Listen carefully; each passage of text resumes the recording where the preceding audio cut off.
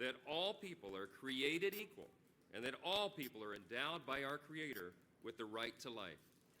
Let's keep working to ensure that more eyes are opened, that more people will embrace those timeless truths, and that all children will be allowed the incomparable gift of being born. Thank you for being part of this movement and this noble cause. God bless this march, and may God bless the United States of America. Thank you.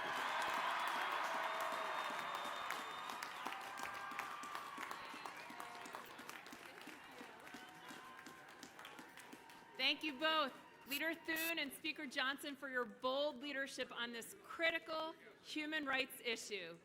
Thank you for prioritizing legislation that will save babies who survive attempted abortions in every state across the nation. We, the pro-life movement, had a very important win in November in Florida, largely thanks. I think you know what's coming here. So largely thanks, or I should say who's coming here. Largely thanks to Governor Ron DeSantis.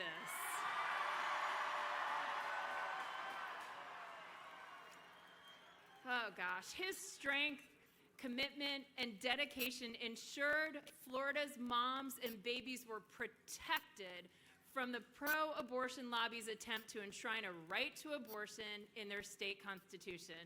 Folks, let's give a warm welcome to Governor Ron DeSantis and First Lady Casey DeSantis and family. Welcome.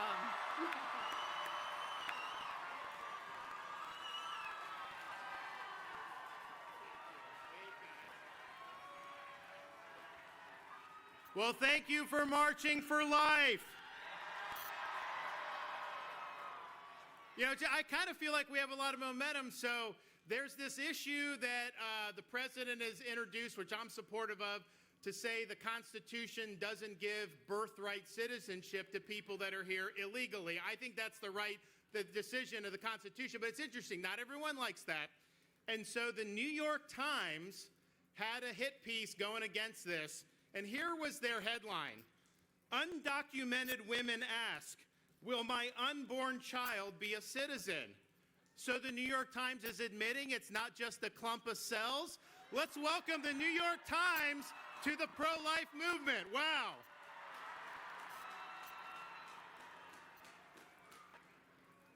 Here is what you should be asking your elected officials to do on the issue of the sanctity of life. Show courage in defense of the unborn. That's what we need from the people that we elect to the office.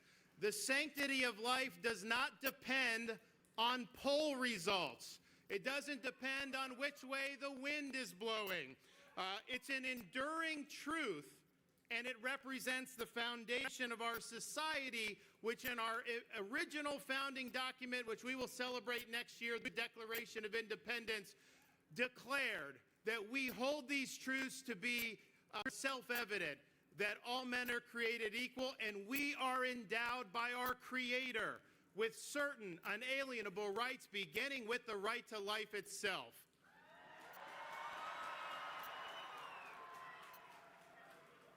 And I remember when Dobbs came down, it was a big victory for the pro-life movement, but a lot of people didn't necessarily know, what were you going to do? What was the left going to do? There were all these things going, and what the left did is they poured hundreds of millions of dollars into these ballot initiatives. And in 2022, they swept the country. I think they won every single ballot initiative in favor of many times abortion on demand until birth. So we then, in 2024 cycle, we were facing in Florida one of these initiatives in our state, and it was very deceptively worded. But when they polled it, 75% of Floridians were in favor of it. Even though the language was misleading, they got it on the ballot. They put $120 million into enacting this as part of our Constitution. The media was behind them 100%. Now, this would have been the most radical amendment in the nation. It would have led to 40,000 abortions in Florida every single year and would have made Florida the epicenter for abortion tourism, because we're in the Southeast, which is the most pro-life part of the country. So the stakes were very high here. Now, most elected officials, they'll say, look, what's on the ballot is not their issue. Like, people can decide, and they wash their hands of it, and they walk away. But you know, I remember a great man once said, the only thing necessary for the triumph of evil is for good men to do nothing. So we were not just going to sit around in Florida and do nothing. We had a responsibility to lead the charge and to do something that most people said was impossible: defeat a pro-abortion ballot measure in a state who, quite frankly, does not necessarily have overwhelming pro-life sentiment. And so this was very difficult because what the pro-abortion side does, they don't tell the truth. They rely on a blizzard of lies to try to be able to enact these things. So if you turned on TV in Florida last fall, you were told that Florida's heartbeat bill somehow didn't allow pregnant women to get health care when they had a miscarriage, or all these other things, which were bold-faced lies. They never made the case as to why you should have elective abortions on demand up until 9 months. They never made that case. They were focusing on running commercials that were lying about what we were doing in Florida. So this was difficult because, you know, people see it on TV and they think it's true. So this was all hands on deck. So we decided we had no choice but to dig in and lead, that we had all these lives that depended on this. So we raised millions of dollars. We mobilized activists, not just in the state of Florida, but around the country to come and help Florida. Many of you were part of that. We pressured our elected officials to get involved.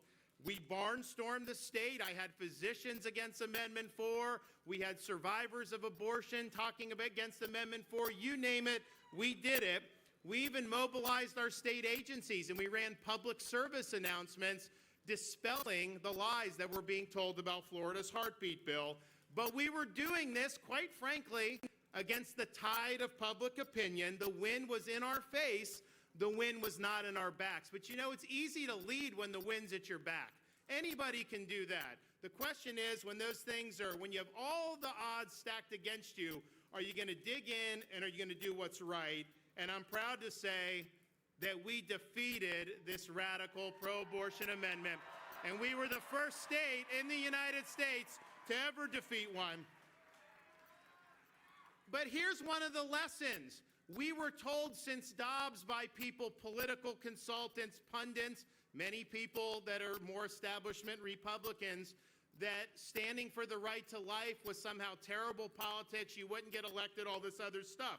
Well, I can tell you, I'm proof that that's not true, because when Dobbs was overturned, I ran on a pro-life platform on the Heartbeat Protection Act, and I won the largest victory that any Republican has ever won in the history of the state of Florida.